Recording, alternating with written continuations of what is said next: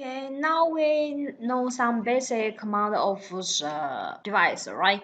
And we also can guess the key command how to switch in from different RGOS mode. Then let's see some basic configuration of the device, except the detail when you want to run like the OSPF, something like this. About this one, like OSPF, NET, ACL, we will provide a special lab guide when we talk about the technology. The first one, if you log in the device, maybe you want to change the device name, right? And about the device name, usually will be identify the device. This one is very important because about the basic, maybe every device name will become Ruijie. And when you do the configuration, according to the name, maybe you will give the wrong parameter on different device. So the first step, we want to change the device name. And how to change the name and what's the different meaning? We usually refer the customer specification, depends on your requirement. If you want to customize the device name, you can define the name device like the AABB, CC, and DD. And what's the meaning of the ABCD? You can give special define like the A indicates the location, B indicates the network location of the device. The A is the physical device location, and the C is the device mode, and the D is the device name, device ID. For example, the host name is WLZX, and the core, this is a core device, and the device is serial switch of 8610, and this is the first switch. So this is the basic one. If you define the device name, you can give a special meaning. Of course, this is only the suggestion. Okay, so this is the basic of the naming device. And the second one, basic, is to provide the management IP address. And what means the management IP address? Because we say how to manage the device, we have to log in the device at first, right? And except the local login by the console, we in lots of scenario, we hope that we can remote log in the device. So the basic one, the device near an IP address. Then we can log in the management IP address. So how to give the IP address? We also need to add the command. And the IP address of management VLANs usually will be configured on the layer 2 switch. And the switch can be regarded as a terminal, and the gateway address need to be configured for it. Because about the layer 2 switch, usually we don't have the ability to force the packets between different IP segments, but we can give a management IP address. And if you only have the IP address, it's not enough. You also need the routing to force the message out. So about the layer 2 switch, you can think this is a terminal, and you have to give a special default route. And if we want to transfer the message out between different segments, all the default routes next hop can help us forward the message. And the IP address of layer 3 interface on the layer 3 device, like the router, is very easy. You can direct it to give the physical interface to give IP address, and then you can add lots of routing information. So the basic command is VLAN 10 creates the VLAN at first, and then creates the SVI interface VLAN 10, and give an IP address 10.1.1.254 and what's a mask. And you have to no shut down the interface. And lots of devices you can delete the no shutdown, because when you create the logical SVI interface, the status will become up. This device has a no shutdown command by default, and then you have to give the default route, IP default gateway, and who is your next hop, 10.1.1.200. So this is a basic configuration of the layer 2 switch. If you want to manage the layer 2 switch remotely, you have to add this command. Of course, in your real network, maybe the IP address is different. You also can set some login password to protect your device. And the key command, for example, configure the password for the privileged execute mode. The first one, you have to enable the security, the level 15. We can divide different command in different level. Level 15 and 0, the password is Ruijie. And then configure the telnet password. We can set lots of password. In line VT104 and the password is Ruijie. And configure the user password for enter the global configuration mode. The username is admin, the password is Ruijie. And configure the function of display password in ciphertext service password encryption. So this is the basic password usually we can use when you do the configuration.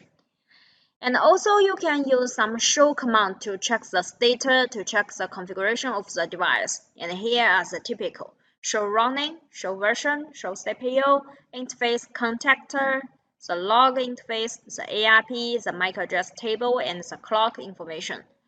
So I hope that if you have the device or maybe simulator, you can use all the show command here on your device to check the result, what's the different result. And later you also can check the device status to use the show command on the RGOS. And in any CLI mode, we have 4 types mode, right? You can run the show command to display the configuration or the status of the current device. And the show run command displays the current configuration of the device rather than the store configuration.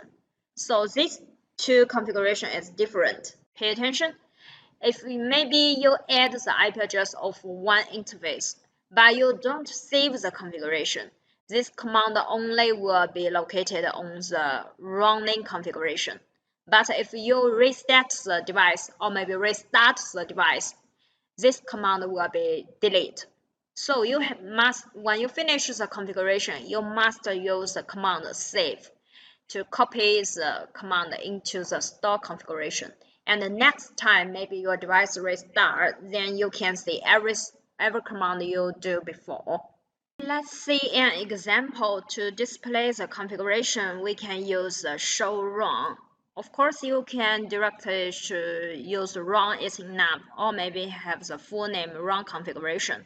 And then you can see what's the detail. Now the version of the RGOS and what's the VLAN configuration, what's the username, something like this. And also you can continue to check the device status according to some piper operator. Because if you only use the show run, we will see every command here. You can use the piper operator to see the detailed command you want to know. And we have different types: begin, exclude, or maybe include. Begin means indicates the information output begin from the XYZ. Exclude, and also you can use include. For example, you can use the command show run and piper operation begin R and O. You will find the information like the router OSPF1, something like this. So according to this piper operator, you can directly get the key point you want to know. And another one, you can add some interface description to let you know the detail. Interface description, and the command is enter the physical interface gigabit and maybe 01, and you can add one description to LZX call and which device and which interface. So according to the description, maybe in the future when you do the troubleshooting, you can directly know the other side what's the device and what's the interface you already connect with. And another one, you can change some banners of the device. After the banners is configured for the device, maybe first time you log in, you can directly say the warning or maybe some sentence. And follow your special requirement, and you can use the command banner login and then to enter the text message. And if you finish, you also can use the character to end the information. For example, the warning or unauthorized access are forbidden, and your behavior will be recorded, something like this. So if you add this one, when first time you enter the devices, you can directly see the banner information. And except this one, sometime maybe we also will change the time, because lots of information, for example, like the log, when you do the troubleshooting, you have to check the time when we get this information. So the time also is very important. And we can use the special protocol NTP, Network Time Protocol, to make all the network devices to get the same time, and also can provide the time monitoring and maintenance. This is a special protocol. If you want to use, you have to add some command on the device. And you also can use the clock set command to manually change the time. For example, clock set what's the time of now, the hour, minutes, seconds, and what's the day, month, and the year.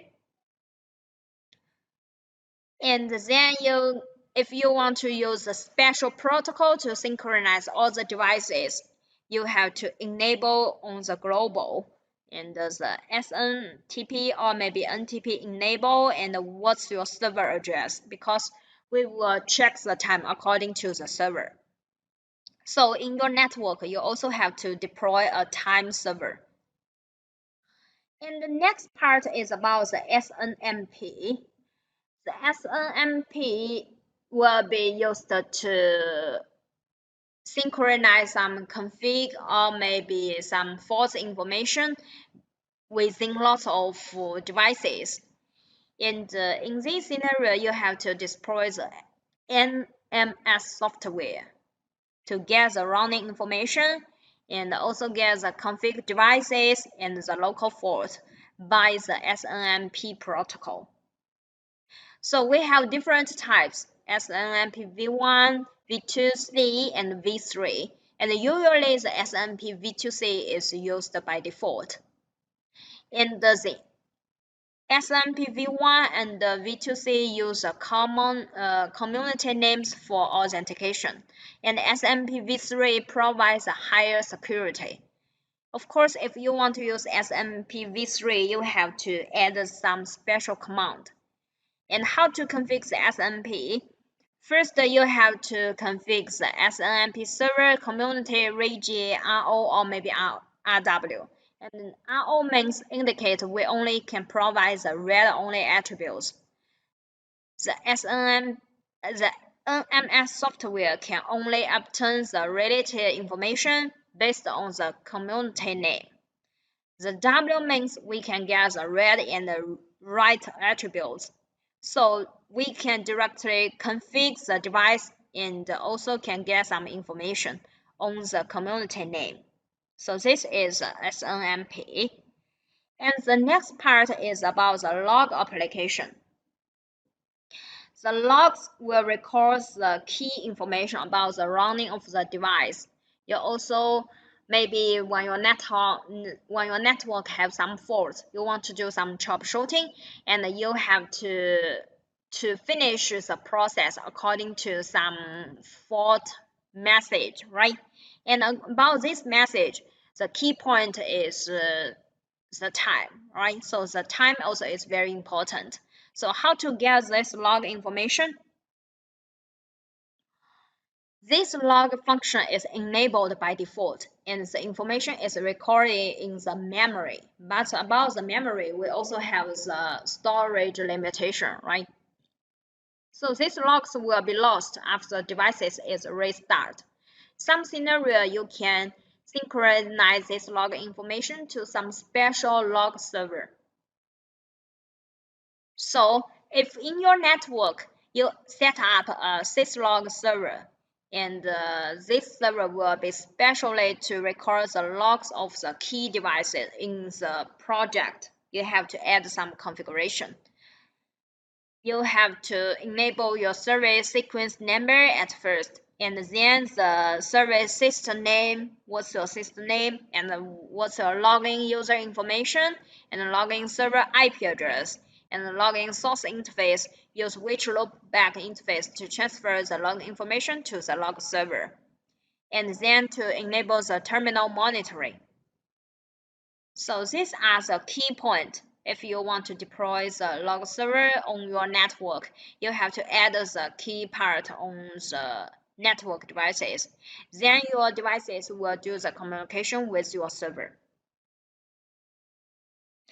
And the next part is the network communication test. You can use the ping if you already finished the configuration on the network devices, like the IP address, like the routing information, the VLAN. If you already finished, you can test the network connection. And the basic tool is the ping, and you have to use the ping tool on the special privilege exclude mode. And ping what's your destination, 192.168.100.10, and which source IP address you want to do the encapsulation. Because maybe about one device you have lots of interface. And what's the end time, 100. That means we will perform the ping operation 100 times, and the length of the packet is 1500 bytes, and the timeout 3 seconds. So this is the ping. And another tool is the trace route. The trace route means you can test to the destination hot by hot. Trace route the destination and what's the source IP and what's the prober and the TTL value and what's the timeout. So if you use the trace route, you can get the detail. So what's your first hop, what's your second hop, something like this. Maybe some scenario, if you ping the destination successfully, it's okay. But if you ping cannot successfully, you can use the trace route to test which hop already has the problem, something like this. And the next part is about the file system of the RGOS. And we have typical files of the configuration file and the RGOS system file and the log file. And we have different name by default: config.txt, rgos.bin, and syslog.txt. And this following data stored in the flash memory will not be lost, even if the power failure occurs. And the device restart, we still can see these files. And when the device is started, it will load the RGOS and the configuration files to the memory for run, and then you can get the default configuration. And the device hardware structure, we will have the CPU, memory, flash memory, and the ports. And about the memory, we will store the running RGOS, running configuration files. And about the flash memory, we will store the RGOS bin and store the configuration files. The name is startup configuration, and also the log files.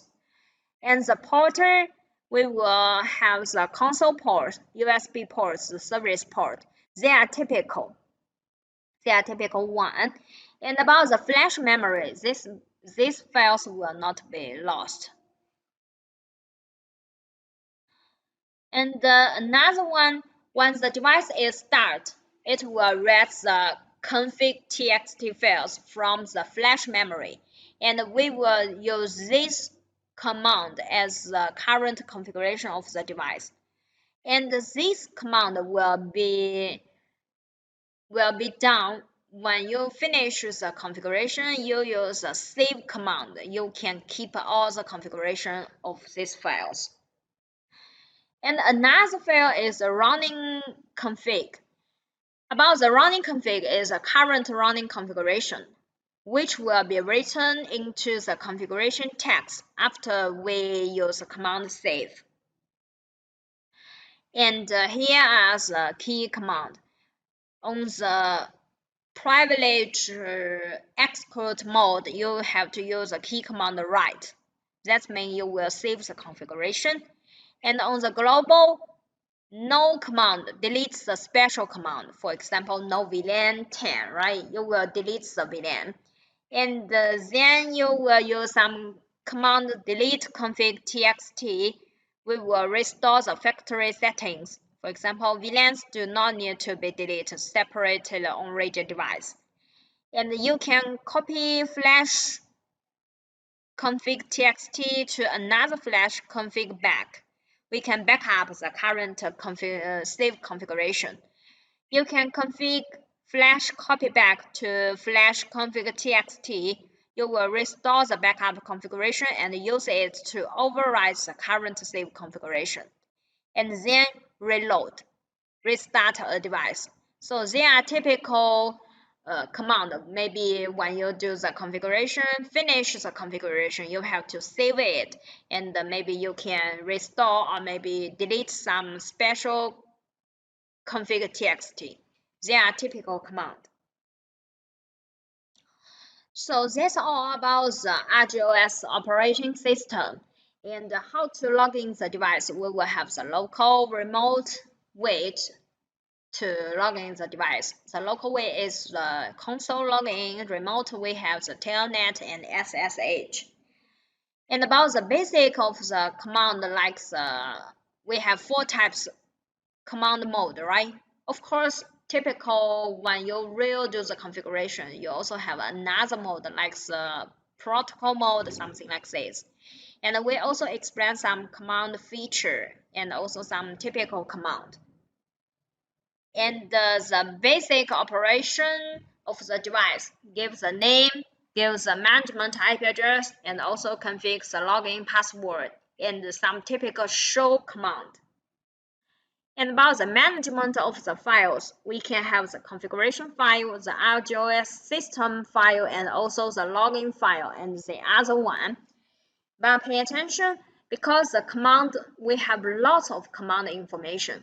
So you have to do the practice all the time, or maybe do the project all the time. You will remember the detailed command. The practice will help you to understand it better. So that's all about the video. Hello guys.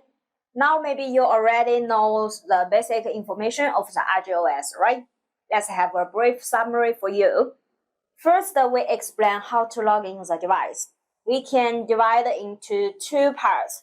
One is the local login and another one is the remote login. About the local login, you can use the console to connect with the device and then to do some configuration. And of course, some devices support the web login. And about the remote, maybe you are not in the devices and maybe you are far away of the device. So you can use a remote way like the telnet, SSH to log in the device and then do the configuration.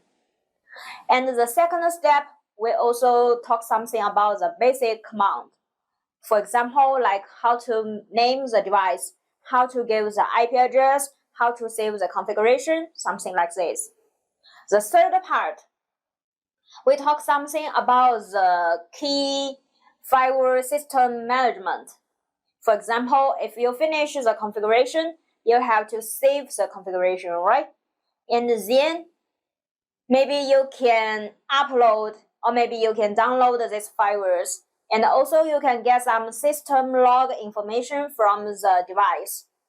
So about this part, I hope you can have more practice if you have the device. That's all. Thank you.